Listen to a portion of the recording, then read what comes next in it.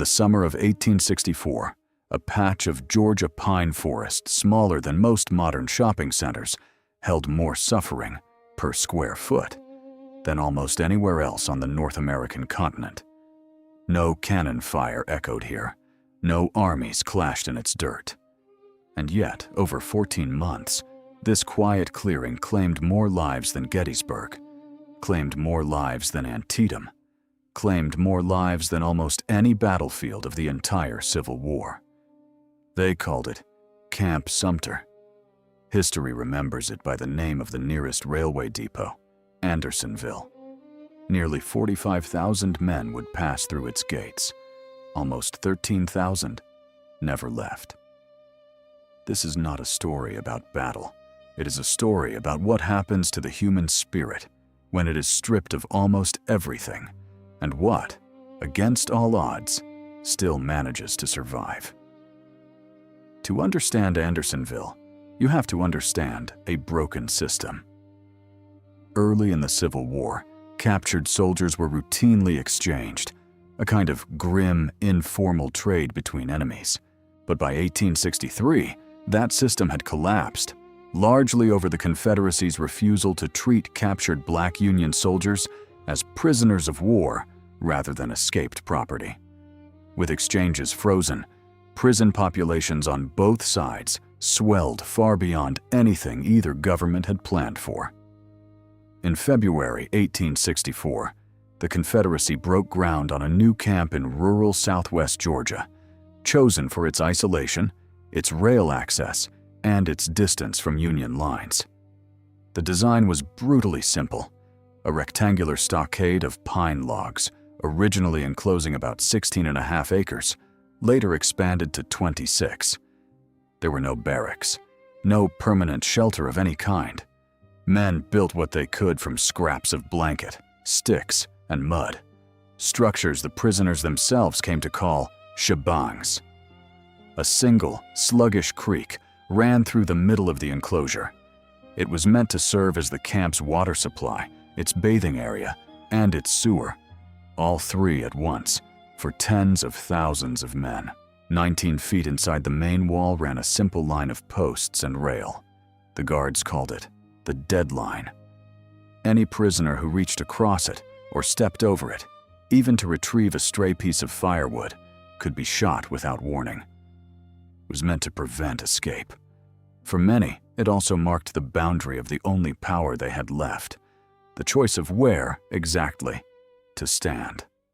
By the summer of 1864, a camp built with capacity for around 10,000 men held more than 32,000. It was, for a brief and terrible stretch, one of the most densely populated places in the entire Confederacy, a city of the desperate, with no government of its own, no clean water, and almost no food. We know Andersonville today largely because its prisoners refused to let it go unrecorded. Among them was John Ransom, a young quartermaster sergeant from Michigan, captured in Tennessee in 1863. Against enormous odds, he kept a diary through nearly his entire captivity, trading for paper, hiding pages, writing in the brief hours between exhaustion and sleep. On his first day at the camp, Ransom's entry was almost matter-of-fact. He called it simply a dismal hole. He had no way of knowing then what the months ahead would hold. Within weeks, his tone had changed entirely. He described a camp reeking with filth, with no sanitary provisions at all, and the loss of life climbed by the day until, as he wrote, well over 100 men were passing away every 24 hours. What strikes historians most about diaries like Ransom's isn't only the hardship, it's the persistence of ordinary human habits inside it. Men still worried about their friends. They still kept promises. Ransom wrote of carrying letters and small keepsakes from comrades, determined to deliver them to families back home if he ever made it out himself. Survival at Andersonville was rarely a solitary act.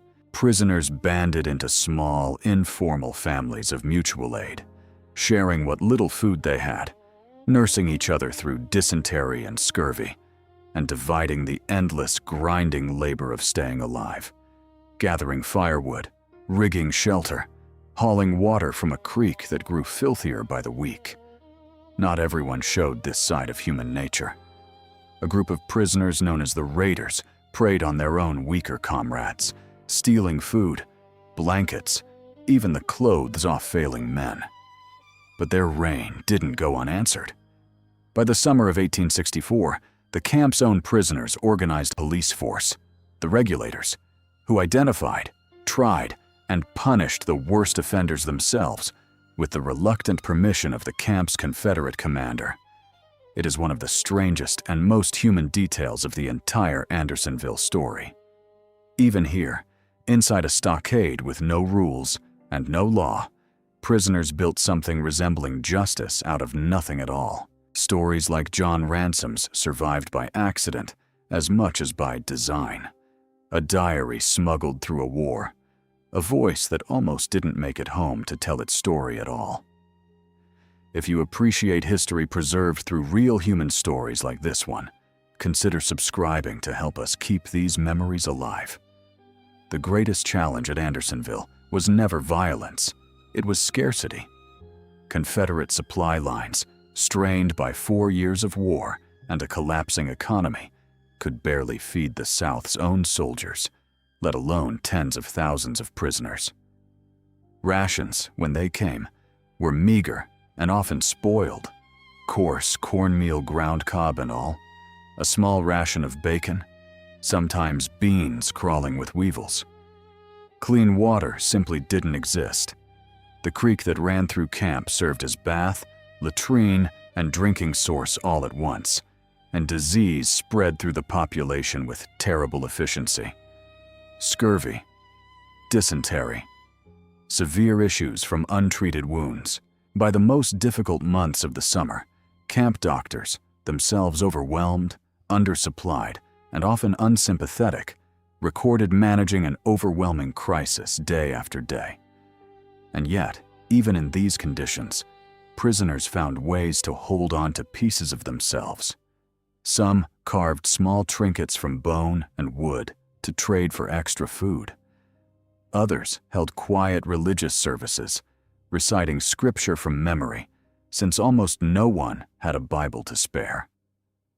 Men organized informal theatrical performances and debate clubs in better months, before the worst of the overcrowding, simply to remind themselves they were still capable of thought, humor, and voice. Historian accounts and prisoner letters describe something remarkable. Even as the body was starved, many men fought, deliberately and consciously, to keep the mind intact. It was, in its own way, a form of resistance, refusing to let the camp take the last thing it hadn't already stolen. The man most associated with Andersonville's history was its commandant, Captain Henry Wirtz, a Swiss-born Confederate officer tasked with running a camp that had, by any measure, outgrown any single person's ability to manage it.